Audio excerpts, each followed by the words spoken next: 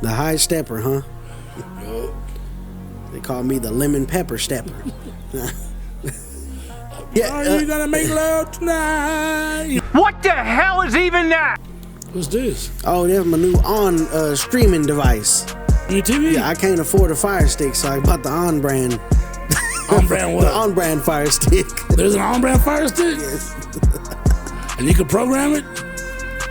We're not gonna talk about that right now. Yeah, we can talk about that off Oh, camera. you let me know. Oh man, I got accused of stealing today at Walmart. What? Yeah, don't know By why. who? By some asset protection lady. She came up behind you? Yeah, man, look, we were at the register, scanning all our stuff in, and she just pulled up on me. She's like, did those wipes get scanned right there? I was like, yes. She's like, where's the receipt? Well, it just so happened that I could not find the receipt in question. But then I got nervous because everybody was all... Dude, Everybody that's was all why you looking. print your receipt. I did. I printed it, but I stuck it underneath the bag and I forgot. I couldn't find it. Then I was in a panic because I was all like shuffling the bag around because everybody was all looking at me like, yeah, I got you, bitch. Yeah, you know, like.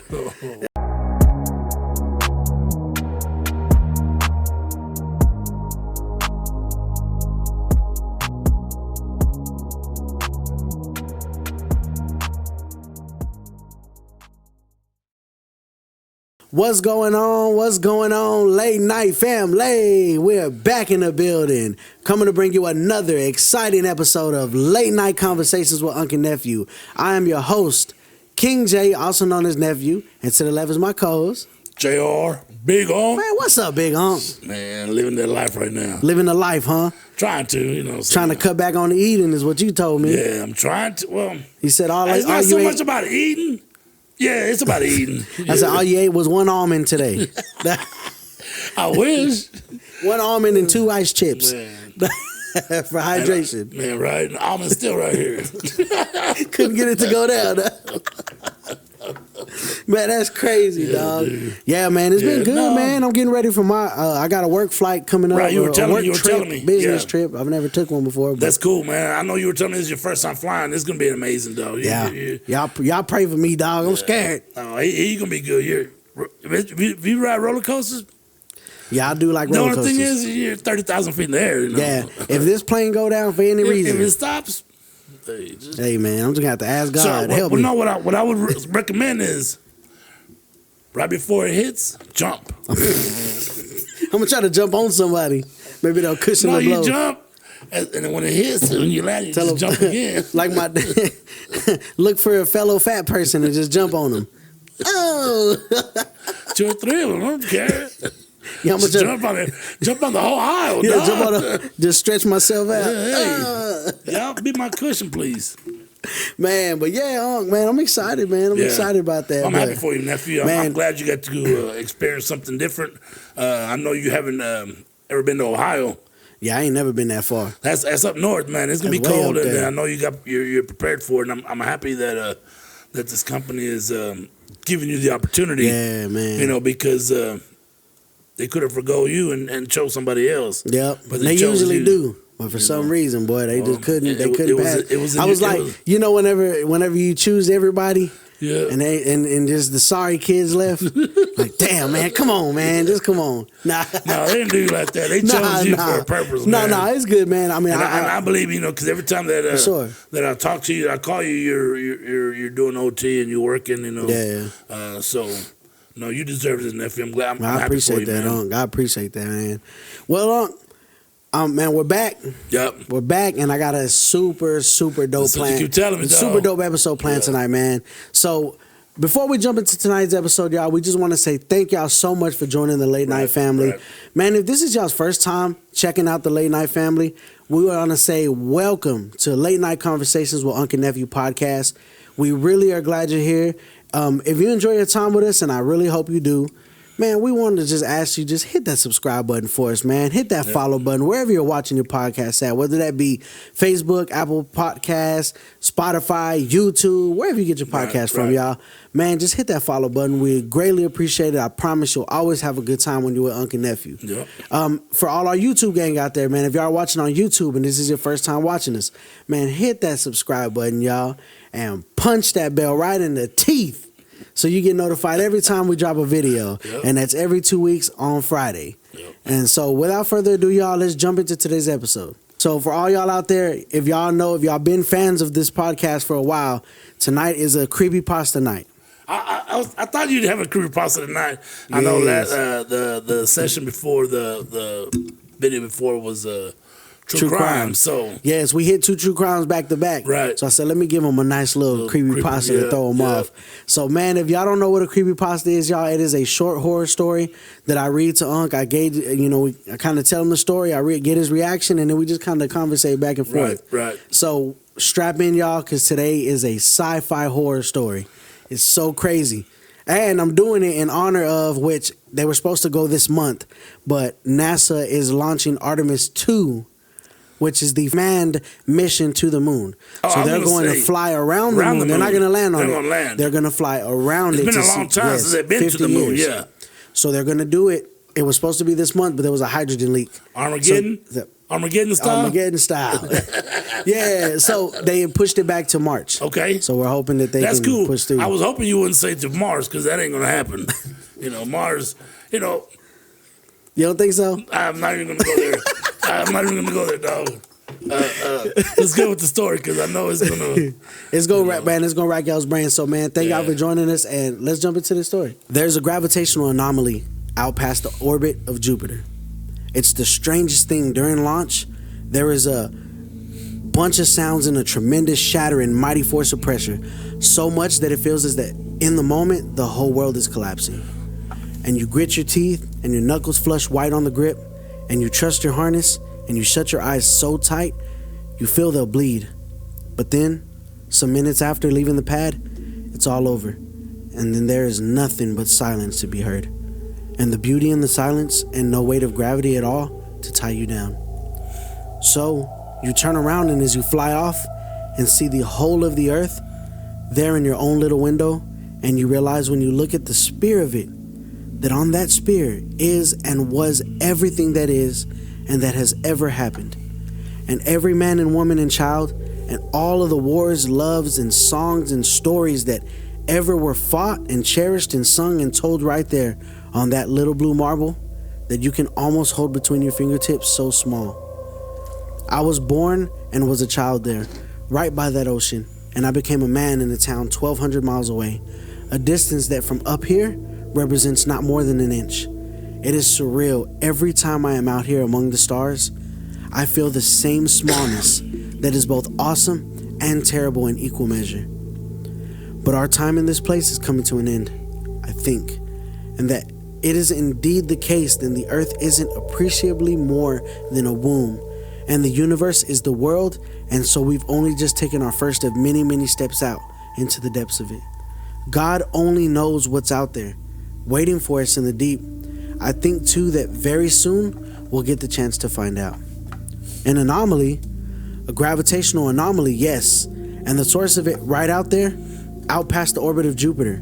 He pulled up a photograph, and onto it you could see the starlight pulled into smears and streaks indicative of gravitational lens, the bending of space and time. What the hell is this? We don't know yet what it is. That's what you're gonna find out for us if you want the job. I'd been ecstatic, of course I wanted the job. I didn't become an astronaut after all to perform menial mechanical tasks around space stations so close to the Earth that you could nearly brush the atmosphere with your fingertips. As rewarding as the job had been thus far, I joined instead to explore. A gravitational anomaly, a bending in space-time right here on our own backyard, and all of the men and women alive, they've chosen me to see it. My crew and I had trained for years for the journey, and all the while we did, NASA was building for us the Warhorse chariot in secret for the purposes of crossing 600 million miles out into the realm of the gas giants, where this anomaly business resided. It's amazing, isn't it, Francis? A mission specialist on her fourth flight said when they finally arrived at the doorstep of the thing. I joined her at the window and together we stared at it. The anomaly. A shifting weight of mass, a few million miles off the ground, which, starlit from behind, curved and oozed and slipped. I concurred. Yes, it is. Where do you think it came from? That's just the thing. It didn't come from anywhere. We've been watching it for some years now. Doesn't it mean it didn't come from somewhere? I concurred again. That's true. I suppose that's what we're here to find out. Warhorse Chariot began to circle the thing, and as it did, the crew got a mighty view of its front side. It was a bizarre formation of space, a depression as described and growing too. Ruger, another veteran mission specialist, eventually said, "Sir, what if it's a wormhole?" I stopped for a moment with that consideration. I had to admit it hadn't yet crossed my mind, but after nearly a full day of witnessing the heaving and the writhing and the twisting of what laid in front of me, I was willing to believe in the existence of more than the textbook standard phenomenons of gravity. And if it is, sir, just in case, why don't we send a signal down into it, see where it goes? I couldn't reason against the suggestion, and so I nodded, and the crew concurred. So a short burst of radio was dispatched into the anomaly. We ran over mountainous data sets as we waited and traded ideas to and fro and ruminated in the countless possibilities, and then strange and alien things began to occur. Sir, I flew over to the window yet again. Look, sir, it's opening up. And it was.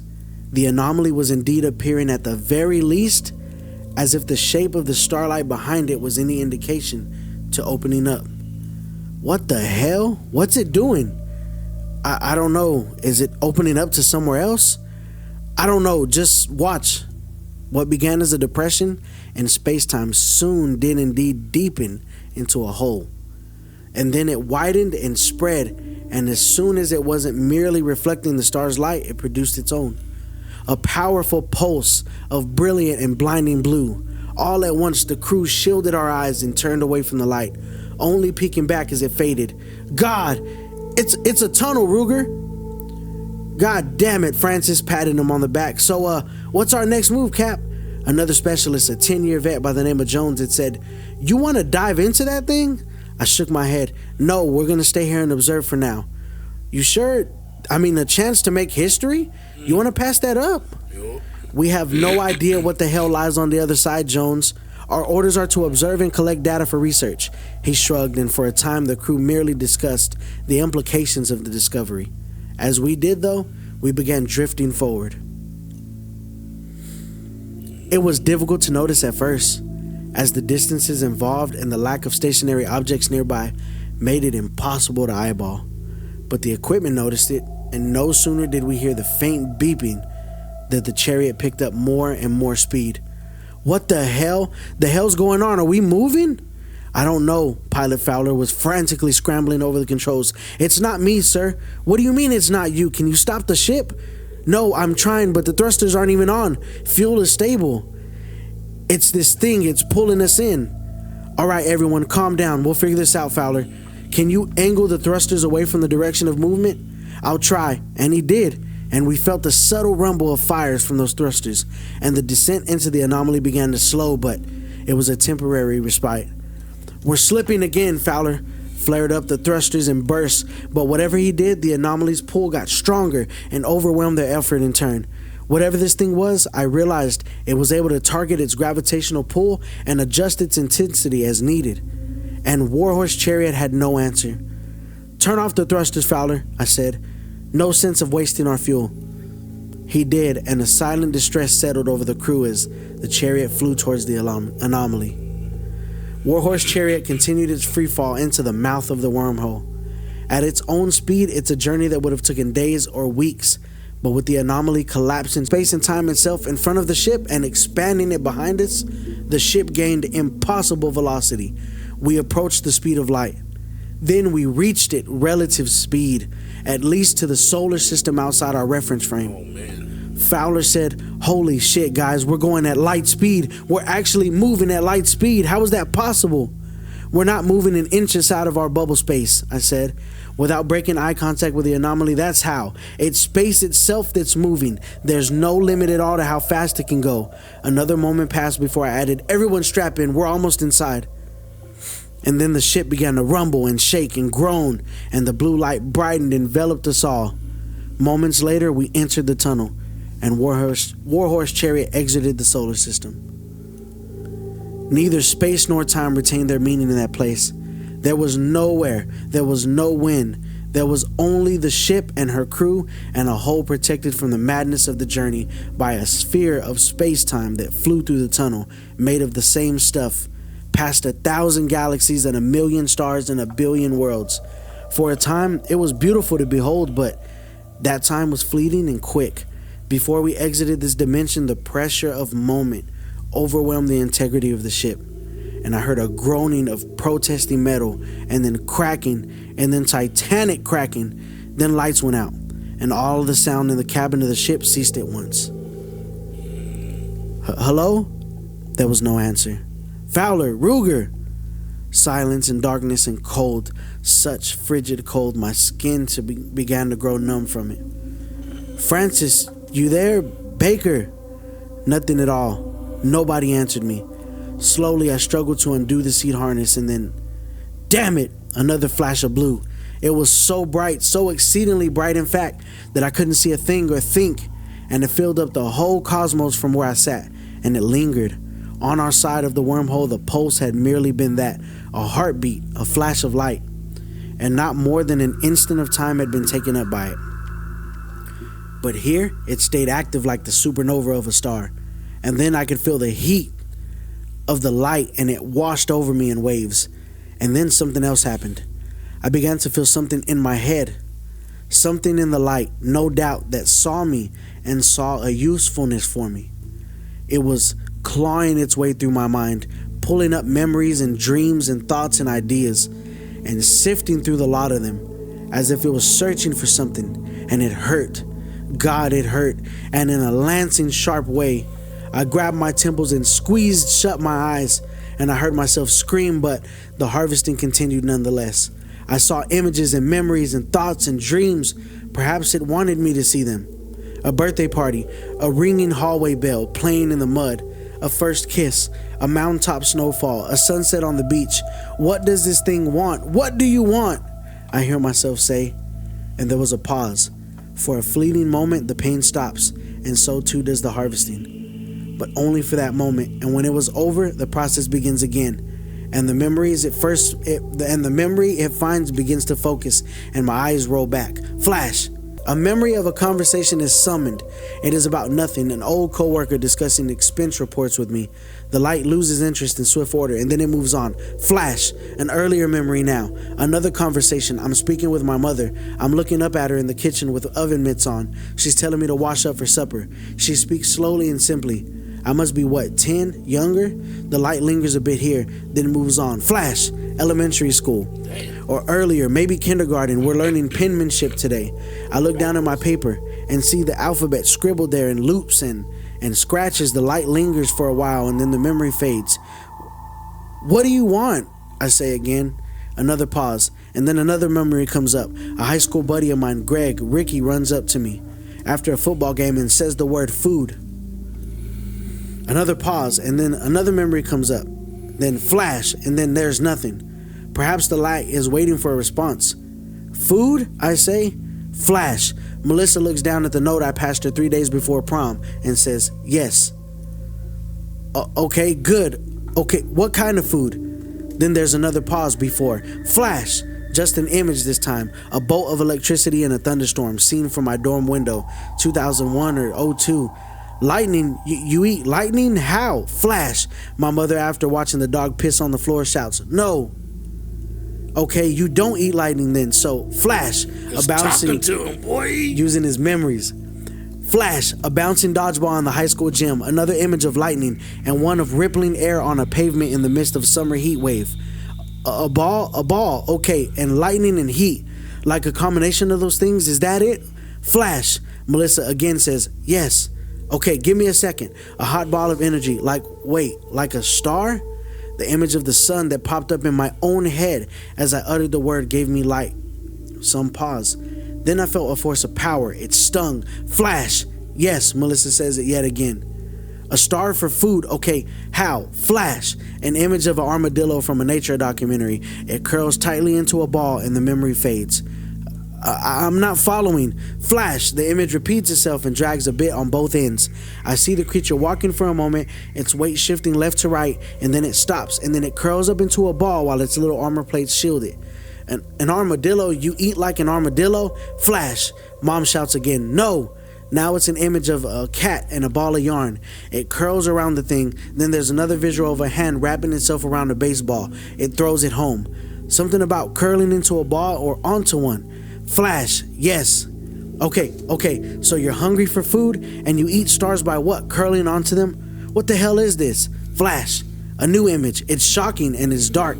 I see the gates of a concentration camp and a pile of corpses and an inmate there gripping the bars of the fence. She's emaciated and desperate but too sick to even cry for help. Her clothes hang off her limbs in excess. It is the saddest image I've ever seen. What the hell was that? Flash. The famous photo of an African child with a vulture behind it. His stomach is protruding, or even so I can see each one of his ribs through his skin. He has days to live in such a state, maybe hours. Flash, an image now from a newsreel, a crowd of desperate refugees, citizens of a third world, it's unclear which, climbing onto a truck with the capital letters U and N pointed upon its side in white letters. The man standing atop the bed of it is handing out small amounts of food from a container to the crowd. He doesn't have nearly enough. The crowd presses in and the truck is buried in their number, unable to move. What is this? I don't... Flash!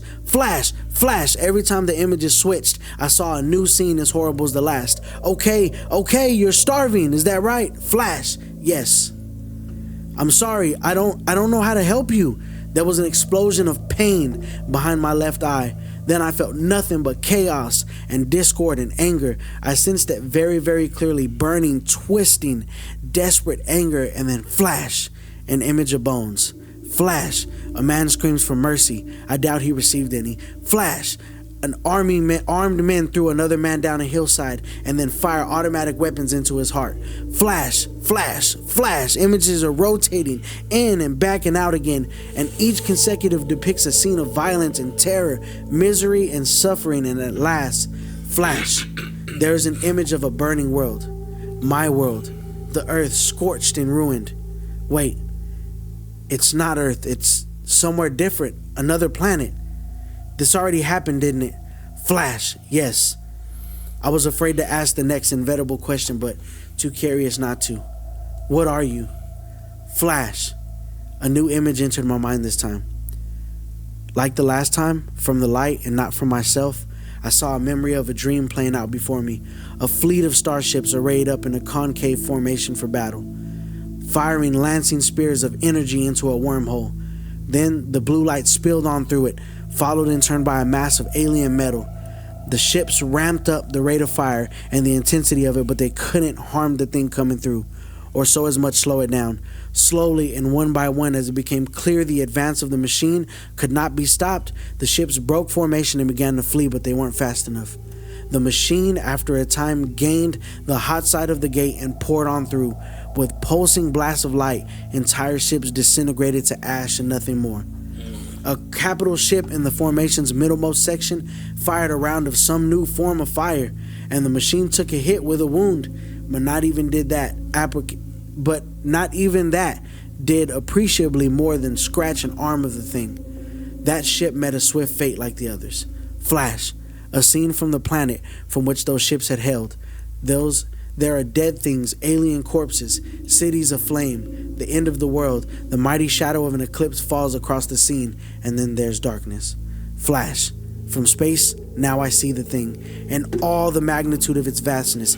It is terrible and awesome in equal measure. This machine, having done away with resistance, it had cast out great arms of metal from a central apparatus that spills forth the light and wrapped them around the mass of the star there.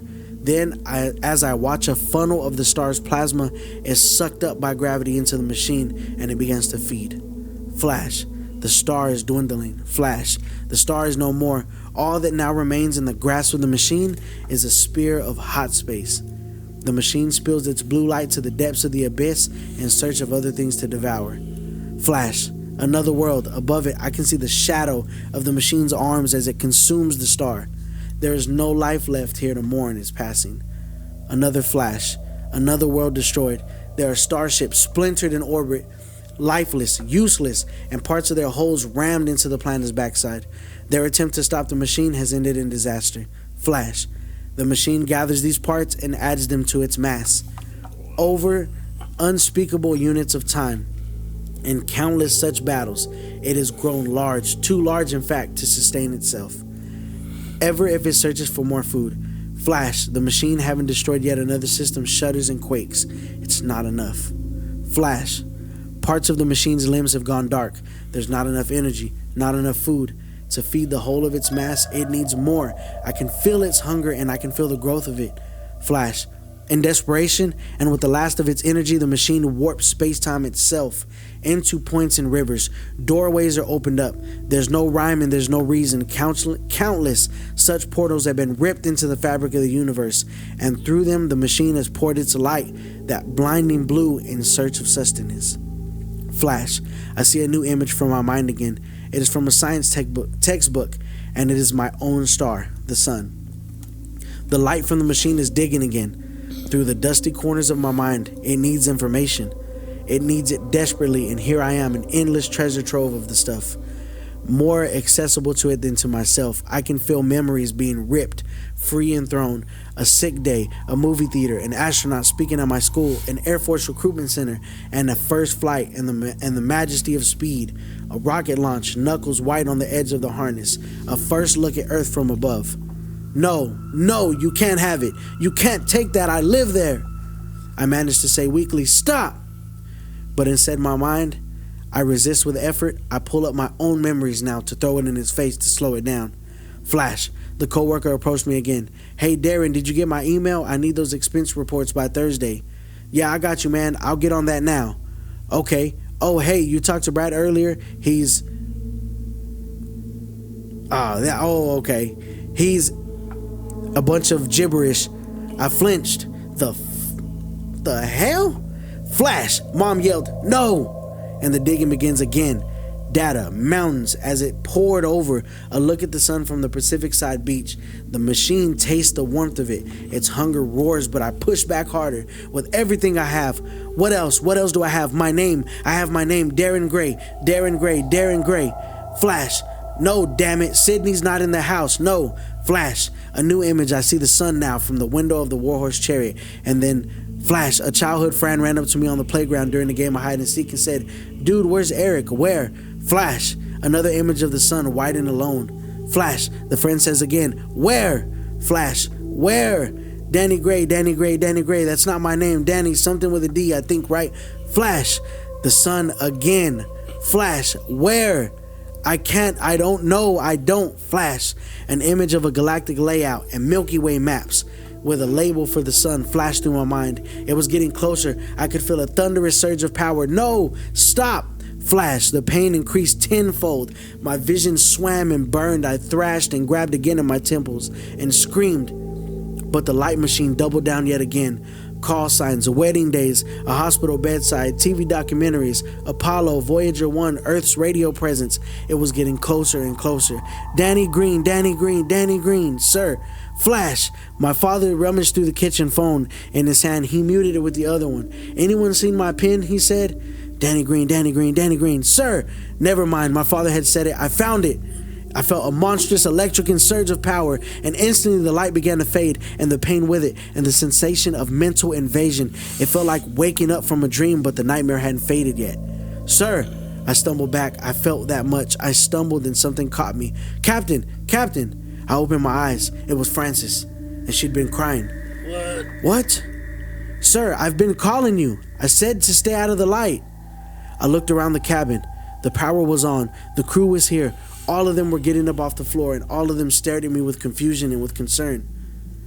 What happened? I don't know, she said.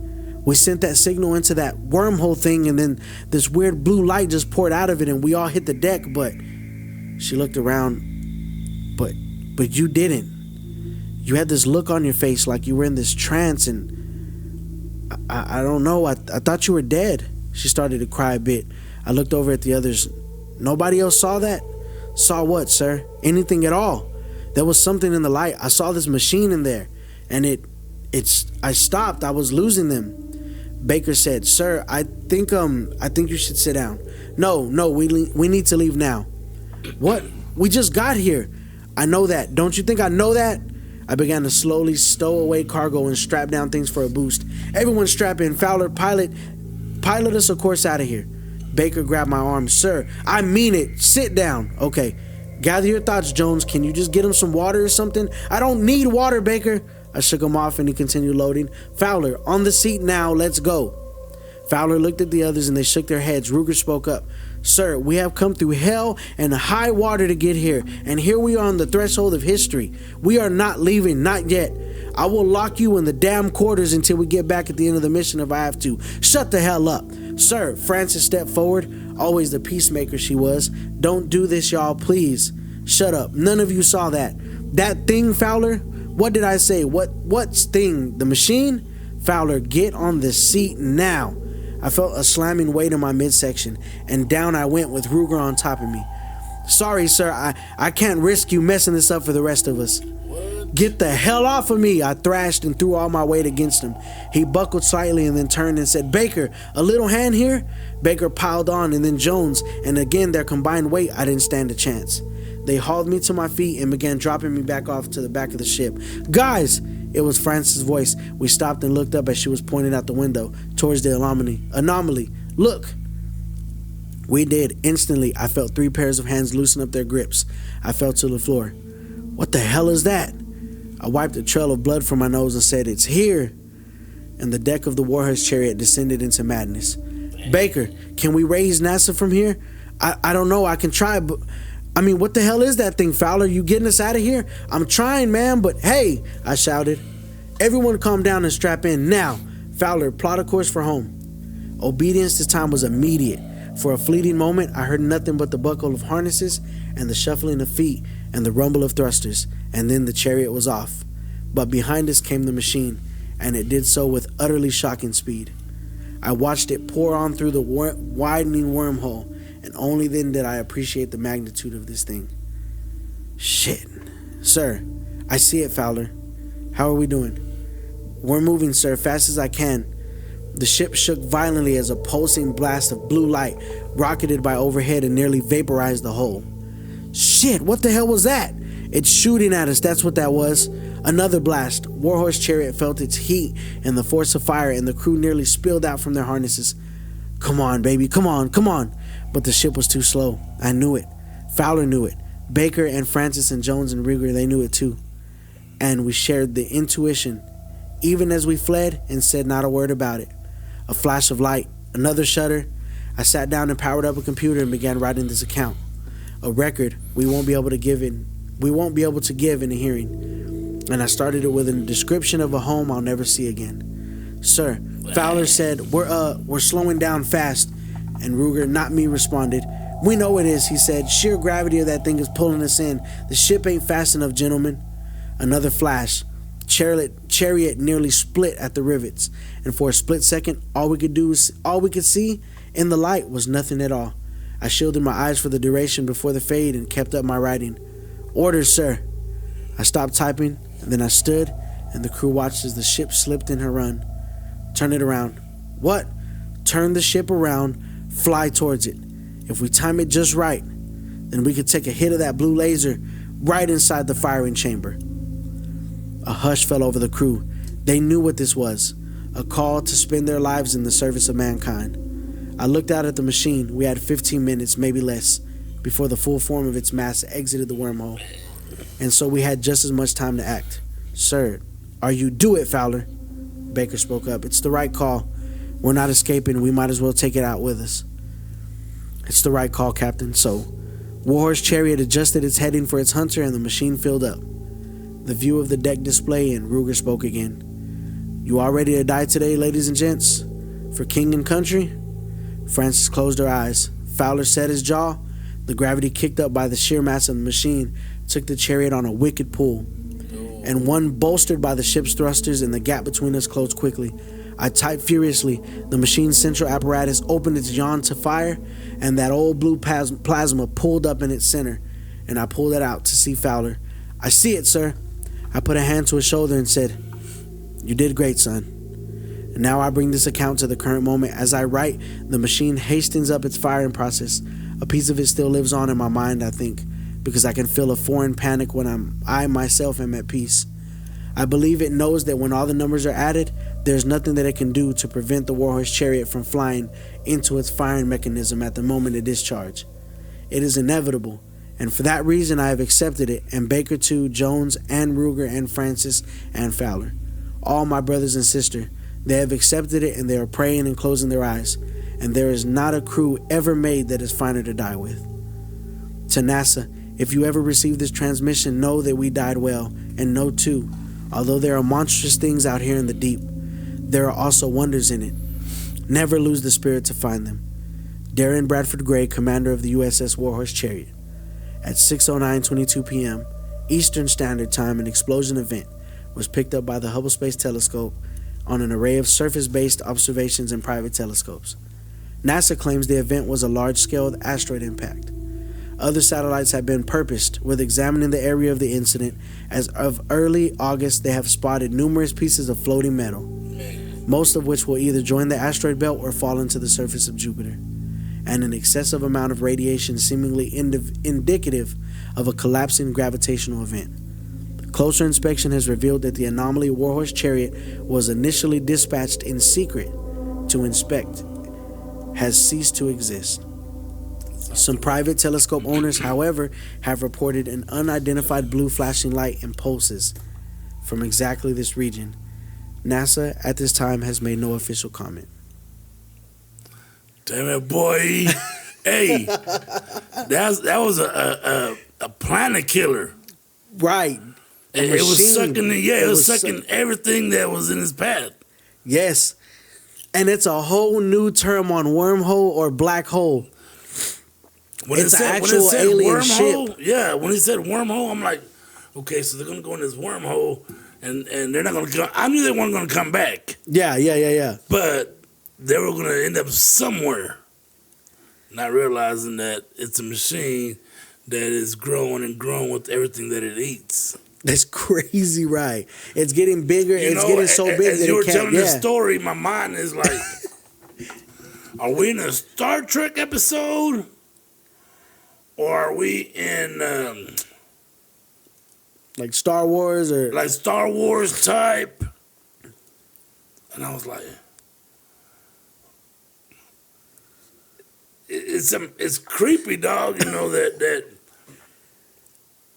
just that the concept. Story, yeah, that story changed my whole view on what could be out there, right? Yeah, on wormholes and. What do you call that when you fold time? Space? Wormholes or like black holes. Yeah, dude. This story when I read it, when I read it it opened my mind up to a whole new possibility of like what could really be out there. Because we're always talking about aliens, we're always talking about alien spaceships. That's all we talk about. Exactly. But like we talked about right before we started this.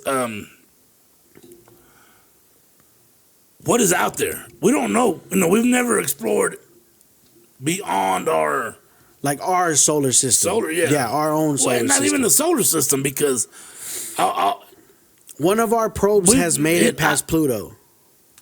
But how long did it take? A long time. And that's the biggest thing about space travel that ruins everything, is that it just takes so long to do everything. People say, well, it's in the speed of light.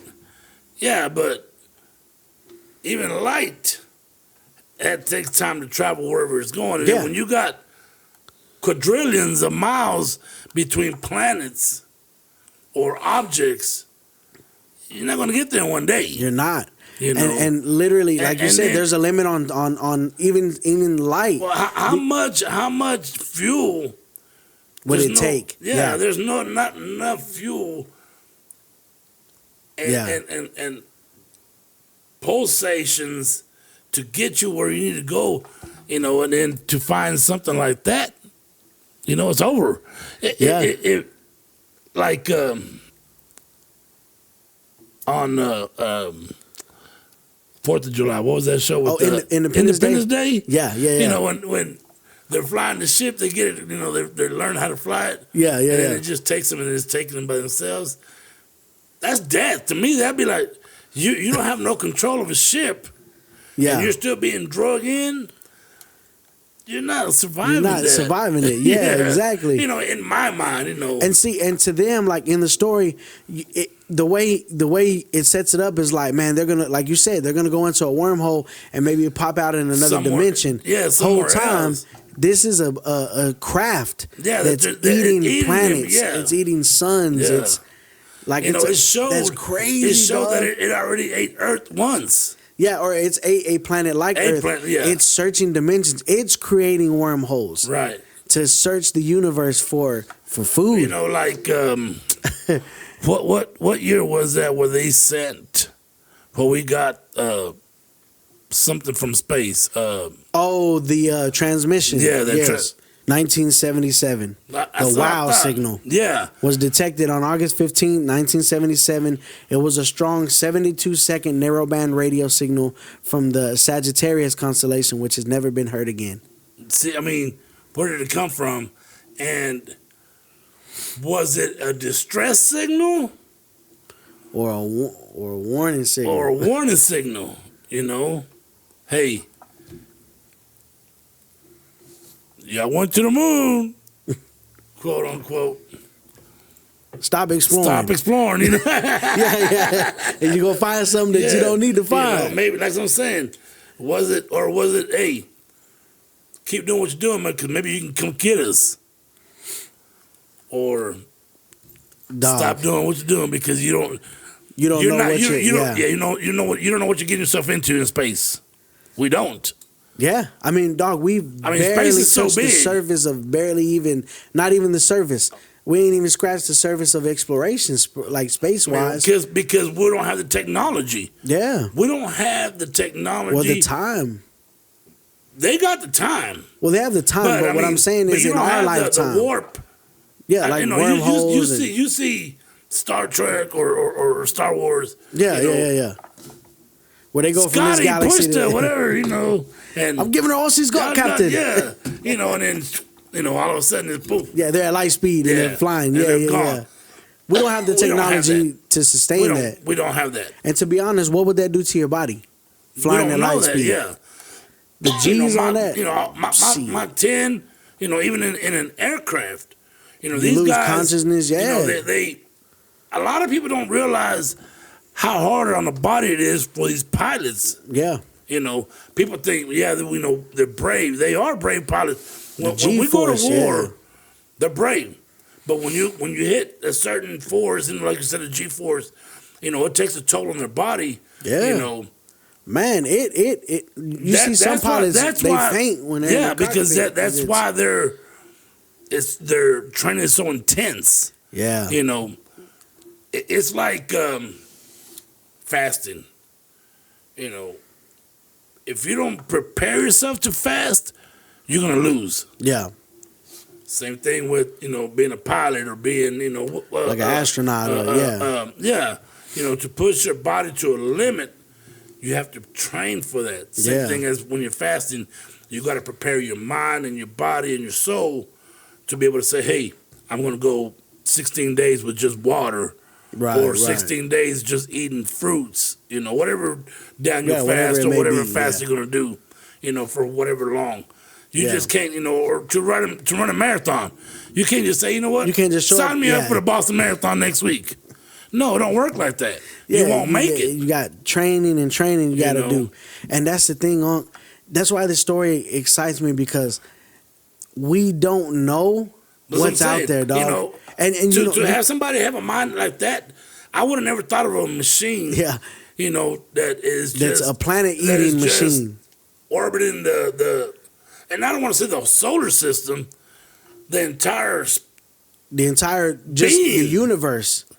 Yeah. But what is a universe? Do we really know what a universe is, nephew?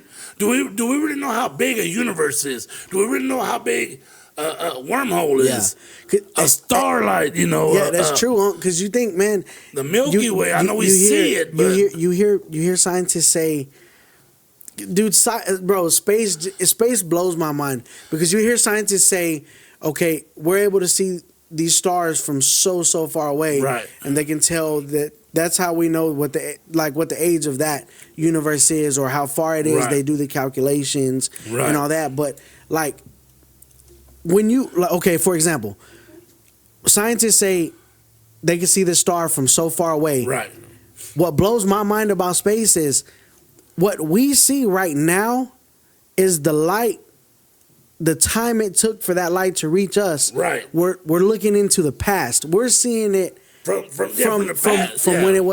when it sent the light out. Right. That planet could be dead now. Right. But we don't know because we're barely seeing the light. That's how far they are. That's how expansive the universe is. Hey, expansive. But do you believe that? That's the thing. Let me tell you. I never heard that word. No? Expansive. Oh. Not expensive. Expansive. Expansive. So I have a book that I've been doing my weekly TikToks on, right? Yeah. And it said, is your vocabulary, how expansive is your vocabulary? I'm like, what the fuck is, apparently not that big, because I didn't even know expansive was a word. And then for you to say that word, because you gradually knew that? I mean, I know it's off topic, dog, but, no, yeah. Which is crazy because, like you said, that's how expansive the universe is. Yeah, exactly. Because we don't know, man. We don't know. And we don't know what's out there. That's why I said, why haven't we gone to the moon? Why haven't we stopped at the moon since '69? Well, so here's the thing. So what's out there? I will put this to bed. And of course, there's okay. So let me ask you this, because we are getting to a good stopping point. So I want to get this out. So the moon doesn't rotate. It's tidally locked to the Earth. Right. So we only see one side of the moon ever. Yes. We never see the other side, the dark side. Yes, it's tidally locked to us. But they say the moon is slowly inching itself away from us. They say that every year we're getting a little piece of it is slowly inching away to eventually it's gonna fly off into its own atmosphere, into just gone. That's what some scientists say. So what? But what is the moon doing for Earth besides keeping the gravity pull? Well, I mean, it's. I know it's keeping the gravity pull. Well, yeah, no, but yeah, it's also like for our oceans, it keeps the tides. The tides from. Does it keep the water from spilling? What I'm saying. That's the thing they say. Because have you seen the movie Don't Look Up? Whenever the moon blows up or something like that, man, the oceans just spill over, it does. It does a lot, and that's the thing. Do you believe it? That's what I was saying. But do you believe it? Because this is why I was bringing this up. Because I got into a conversation with a coworker the other day. Yeah. He don't believe we went to the moon ever. And this is why. And I know we may have talked about this before. He believes there's a glass dome above the Earth. He believes in the firmament. In the firmament, yeah. He don't think that we can leave. Well, who's to say the moon isn't in the firmament? That's a question too. That's what people. How big is the firmament if it is? If there is one, they say that no ships no spaceships have ever been able to penetrate it. Right. They can't get through. Well, because what they do just bounce back. No, it's apparently it's like glass. They. So is that what happened to the Challenger? The Challenger, is that what I'm saying? They hit the firmament? That's what some people think. Some people think that that's why we can't make it. How did that hit the firmament when what's his name is shooting off every month. You know, we just saw the other day in Midland and in the area, they were like, that's Elon Musk rockets. Yeah, the rockets. They always they look crazy. They look like squids. You know, with the compulsion, the propulsion. I say compulsion. The propulsion, right? It's like a squid or whatever, you know. Yeah, the way it leaves the swirls and stuff. Yeah, I see those. It looks crazy. So, if he's going up and doesn't hit the firmament, what makes you think the Challenger did? You know, I thought about that too a long time ago. What do you think? Do you believe in the firmament? I have not yet researched it enough to believe in that. Right. I believe God has, because it's in the Bible. Everything. If you believe in the Bible, the Bible does say that God created a firmament to separate the waters from above and the waters below. Right, but how far is a firmament? But here's my thing. This is how I think, and I don't know what y'all think, but this is just my thinking. When it says firmament, you have to take into consideration that, well, first of all, the Bible's written in, a different language. You got to context. You got to. This is what I believe. This is what I believe the firmament is. What he means by firmament, I think he meant the atmosphere. Right. To separate the waters from above, from below. You got clouds that contain water, and then you got the ocean on the bottom. And I do too, nephew. We have an ozone layer. Right. The precipitation, that comes down, it goes back up. I think when it says firmament, it don't mean a glass like the dome. heavens and the earth.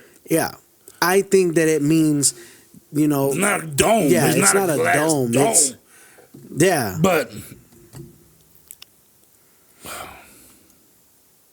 I don't know, man. I mean, I know what the Bible says, but the Bible's been retranslated. The Bible's been changed. Books have been taken out. Books that had meaning. So, not that I don't believe the Bible. Of course I do. I'm a Christian. Yeah. I read it daily. But there's too many modifications to the Bible. Yeah. From the Old Testament to the New Testament. Yeah. I mean, the Old Testament is different, an eye for an eye, tooth for a tooth. Yeah. That was before the new God. Covenant. Yeah, that wasn't God, That was just... No, that was the wrath of God. That was the wrath, but I mean... Because there wasn't no other way. Back then, before the new covenant came along, when Jesus brought the new covenant, right? The new covenant, the forgiveness and It was a harsher time, dog. Old Testament God wasn't to be played with. You steal somebody, cut something, that hand cut off. their hand off. Yeah. And sometimes I feel that it should be still like that. You know? With certain things. Like death. If you kill somebody for no reason, which is on a daily, right? You should die. Yeah. What gives you the right to take somebody's life? To take somebody else's life, and you get to live yours. You get to eat for free, 3 meals a day, sleep, and not, it's not have to prison. Feel like you answer for it. But that's, That, I mean, death is, that's how I see. Right. Death, an eye for an eye on death. On unsolicited death. Murder, murder, harming children. Unsolicited, stuff like that. Yeah, no, I agree with you. I mean, there is instances where you feel like death could be justified. Go off on the Bible or anything like that. That's not that wasn't my point. No, but we're just talking about how, the Bible, there's certain things that it says about the creating of earth and space, and things like that. And I feel like because a lot of people don't believe that we can go to space. I do. I honestly believe that we've made it, because people always say, well, why haven't we gone back? We have. There's been multiple missions to the moon, but you have to understand. Okay, this is new world age. This isn't the 60s where, hey, you know what? Look, what's going on? Technology wasn't what it is now. It is up to you. If you want to know what NASA's doing, look it up. Yeah. If you want to know what Elon Musk is doing, look it up. It's out there. Yeah. It's not like they're hiding it, right? They're not going to put, NASA's not going to put every mission out there. Yeah. They got missions on a daily. I don't want to say daily, But well, you have the International Space Station. Yeah, NASA's doing constantly things. flying around the Earth. You know, and you got the all the Hubble, satellites. Hubble, right? Hubble, yeah, the Hubble telescope. You know, looking deep space, finding meteorites, finding things that could harm Earth. There's technologies out there, but people are so oblivious to a lot of things because you don't look it up. Yeah, I'm not saying that's we're smarter than anybody else. No, for we're sure. Not. But that's my thing. If you want to know something, you have look to, for it. That's what I'm saying. You have to understand, and that's one thing that I tell people. You can't just watch a TikTok video and just rely on that one person's. You see a TikTok video and now you're a connoisseur of wine because you watched a couple people. How to stir, how to smell. No, it doesn't make you a connoisseur. Yeah. Or it doesn't just because you saw a TikTok on Jack the Ripper. Yeah. Doesn't make you an expert on Jack the Ripper. Yeah. We're not experts. Yeah. And we talked about Jack the Ripper. Yeah, but we also dived into it. We also know that it's Kubinski or whatever his name is. Kaminsky. Yeah. You know, but that's the thing, you know, and that's why that's why I can say about this story about space, about, you know, I love space. Yeah. But I always tell people just stay curious, man, and do research and curious look about this stuff anything. up. It doesn't have to be space or it doesn't have to be the ocean. Yeah, you know, anything be curious in your life. About animals, the wilderness, you know. It sounds so hypocritical, dog, because we talk about it, but I'm a TikToker, dude. Yeah. You know, and I'm not saying TikTok is bad. That's not. I'm just saying you can't use that as your only source of information. Yeah, of course not. You know what I mean? But I mean, I'm TikToking all day, making videos, and sometimes I'm like, you know, bees are so essential to the earth that people don't realize if they die, a lot of things are going to die. Hell yeah. And a lot of sweetness is going to be gone. You know, you're not going to have, you know, the honey. You know, you're not going to have bees that pollinate flowers there's to make things, stuff. You know, it's God everything made, works together. Yeah, that's what the Bible. Everything works together for your good. For your good. You know, but you know, and that's the thing. That's why I say, you know, people watch these videos on flat Earth theory and flat. Dude, I'm a conspiracy theorist. You know, but I can't believe in these. Was that you know, the ice walls. Oh, and what's containing the ice walls is what we call Earth, right? Yeah. And outside of there is the real Earth. Is Torrid. Oh, Torrid. Torrid is out there, you know what I'm saying? All these other places that we think are in different dimensions, it's just outside of what we can't see. And the flat Earth is, the wall is contained in the water, you know, the oceans, you know. I just trip out on how far people are willing to go to deep dive into and then people believe that shit. Excuse my language, people, but hell yeah. You can't believe it. Everything you see. You know, TikTok is not a dictionary. Yeah. You have to research. There's papers and countless of things out there. You know, I thought I saw somebody waiting. Oh, damn, you did. You know, but yeah, dude, it's just crazy. It's crazy, and that's what I'm saying. This story was so dope and interesting to me because, like I said, I love space, and then it just gave a whole new perspective of what could be out there. Yeah. Because, you know, we talk about like the ocean, it's, you know, we haven't explored all of it. Space, we haven't touched even a piece of it. Yeah. You know what I mean? So it's like, bro, what's really out there? See, and what's really out there, dog? And that's a lot of people's perspective is, why haven't we done more? Okay, technology is it takes time to evolve, yeah. But we're not that far to where we can just, you know, do whatever we want. Bend time and bend space. No, we can't do that. Exactly. That is a something that we've thought of that hasn't been proven. It sounds like it could work. It could work, but we haven't been able to replicate it. Yeah. And that's the thing, Unc. And it's one of those things, Unc, where people say, well, why haven't we gone back to the moon? Well, what's on the moon? What's on the moon? Nothing. That's why. Money. Yeah. It's a waste of money. That's a waste of money. There's nothing up there. There's nothing to explore. We're never going to build a city on the moon. There's no gravity. It's just too harsh. The weather's not right. I mean, there's a lot of things. You see, those craters are there for a reason. Those craters weren't just all of a sudden, there's going to be a hole here. No. Meteorites hit it all the time. Yeah, the moon protects us from a lot of it. That's the gravitational pull. It pulls everything helps else. knock these meteors out so they don't hit us. They don't hit us, And then we're going to go up there and build a space station and get hit. Or fuck it up and lose our gravitational pull and lose a lot of things here on Earth, No, for real, man. You know what I mean? Yeah. There's so much scenarios, dog, and it's crazy. I still believe there's people out there, or maybe not people, but beings up there, because we're not the only beings in this universe. I can already tell you that. Yeah. I mean, we are supposedly the closest thing to God. We were made in His image, so supposedly God is like man, but He's not man. Yeah. So if He can make us, He can make anything else. Why couldn't He make other things? Other beings. And man, and that they can believe and be like, we were made in His image, and that's what they believe. Right. And see, that's gonna dig into something that we don't have time for tonight. Okay. But man, if y'all stay tapped in with us, it won't be next week because you're making that. Yeah. It won't be next week because you got that trip. I got the trip.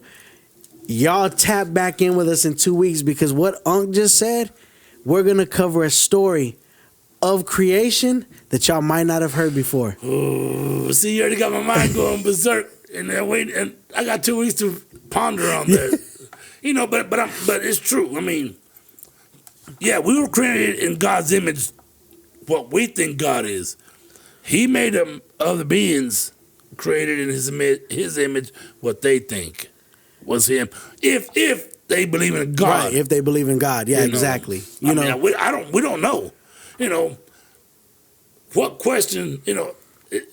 Even though we're not going to ask God any questions when we get to God, it's strictly to praise. But always be like, what question would you ask God? Yeah. Did you make anybody else? Yeah. That's crazy. Who killed Kennedy? Who took my lunch that one day when I was at work? Yeah. Stuff like that. But man, that man, it's a super dope story, dude. This was good. We really haven't talked much, and we're cutting it. But this is a damn good conversation. I don't want to go too long for y'all, but that's what y'all don't understand is nephew and I can go on and on and on and on.